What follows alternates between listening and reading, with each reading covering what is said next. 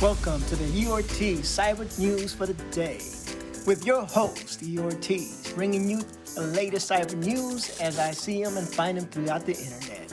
With that being said, let's get started with today's topics. So today we're going to talk about the EU demands TikTok freeze and preserve data over alleged Russian interference in the Romanian elections. The European Commission on Thursday ordered TikTok to freeze and preserve data amid the ongoing Romanian presidential elections and declassified intelligence, pointing to the interference from Russia. The second round of presidential election is scheduled to be held on Sunday. It will be a runoff between the liberal Elena Lasconi, who placed second in the first round, and the far-right Călin Georgescu, a NATO critic, and Moonlander's denier. I don't know why they have to throw that in there, but okay. Who has expressed pro-Russian views. Georgescu was almost unknown in Romania until he won the first round of voting in the presidential elections, according to the BBC News. Intelligence documents declassified and released on Wednesday by the outgoing president Klaus Iohannis assesses that Georgescu's victory in the first round was down to a widespread state-sponsored interference on his behalf, including a sophisticated guerrilla campaign on social media, particularly TikTok. According to this government's $381,000 was spent to promote Georgescu on TikTok without being marked as campaigning material as required by both by TikTok's terms and Romania's election law. The campaign was also heavily promoted by previous dormant accounts that had been registered 2 years ago. So basically they're using TikTok as a campaign. Interesting enough. Let's talk about Texas. So Texas is accusing 4 companies of sharing sensitive user data without proper notice and consent. Texas Attorney General is continuing his aggressive but quiet enforcement of the state's new comprehensive data privacy law, sending 4 new violation notices to companies in recent weeks. Attorney General Ken Paxton warned satellite radio broadcasters SiriusXM and 3 app companies that they have appeared to be sharing consumer-sensitive data without clearly notifying them about aspects of their practices or obtaining user consent. I keep telling you guys, your data is a valuable asset. One of these days, you're going to have to start protecting it. But that's neither here nor there. Although Paxton's office has publicly stated its intention to strictly enforce the new law, it has not issued press releases or other materials when warning potential offenders. Recorded Future News, which is the source that I'm citing, by the way, shout out to them, obtained the notices through public records request.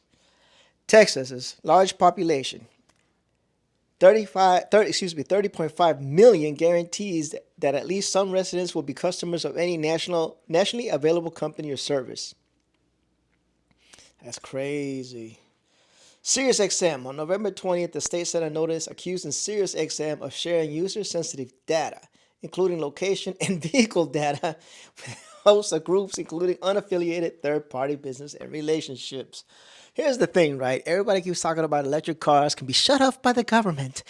That's why we don't buy electric. Hey, I got news for you. All your cars nowadays have computers, they have Bluetooth, they have hotspot and Wi-Fi, and can be controlled and shut off by anybody that has the means, including the government. If you don't believe me, call OnStar and have them turn your car on when it's parked in the parking lot, or tell them that you lost your key when you have OnStar service and watch them unlock your car.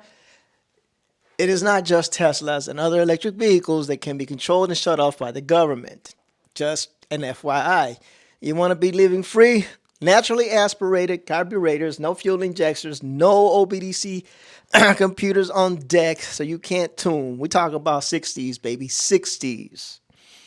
But that's neither here nor there. Sirius also allegedly failed to tell customers which categories of sensitive data it collects and did not obtain their consent to share it. There you go. The other apps are MyRadar and Miles app. On the same day that it sent Sirius the notice, Texas accused the weather app MyRadar and Miles, a travel rewards app that collects users' movements, including on walks and bike rides. I keep telling y'all, you guys, hey, cell phones, we all love them. We all use them. It's become an invaluable asset in most people's lives, but they track everything They hear everything. They pretty much geofence and locate you at all times. So the MyRadar CEO and co-founder Andy Green told Recorded Future News, the source that I'm citing, via email that it was currently working on addressing the letter's concerns and making sure we're square with their requirements. But at first glance, it looks like they might not have actually used our app to see the consent screens. Tapestry. On November 4th, the office also accused Tapestry, Inc., an app that awards users for their information of sharing sensitive data, including location, without clear notification of how to exercise their rights and of failing to obtain consent. Tapestry did not respond to a request or comment. So there you go. Texas is trying to fight for you guys' privacy. So if you live in Texas, shout out to the Texas government. They're trying to do the good things in life. And let's see.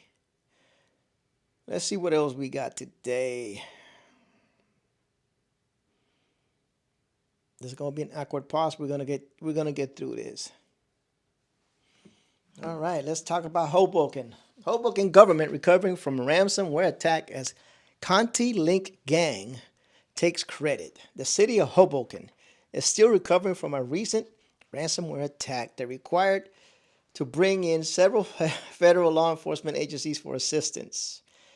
In an update on Wednesday afternoon, the New Jersey city of more than 60,000 said it was making progress in its recovery and asked for continued patience while it restores its systems. The city is actively working with the Hoboken Police Department, federal law enforcement agencies, and IT specialists, and that's obviously not me because I don't know anything about it, to thoroughly investigate the cause and extent of the incident, it explained. The Hoboken Parking Utility Service window has resumed accepting credit card payments, and the majority of the city staff and departments can now be contacted via email. Response times may be delayed. Other departments, including the Office of Vital Statistics, can only be contacted by phone. The city did not respond to requests for comment about whether a ransom would be paid or whether Wi-Fi and email services at City Hall have been restored. The attack was confirmed one day before the Thanksgiving holiday, continuing a long-standing trend of ransomware gangs specifically going after governments and business when IT staff members are typically on vacation. On Sunday, the city said many citizen services like temporary no parking signs and other permits were still available in spite of the attack, but many services could only be obtained using cash or check payments. The 3 a.m. ransomware gang said Wednesday it was responsible for the attack, posting the city on its leak site. The gang did not say what data was stolen or how much was taken. So there you go. That's happening here in Jersey. I think that's the news for today. Thank you for joining me. If you have any thoughts, comments, or concerns, please put them in the comments. Love y'all and bye.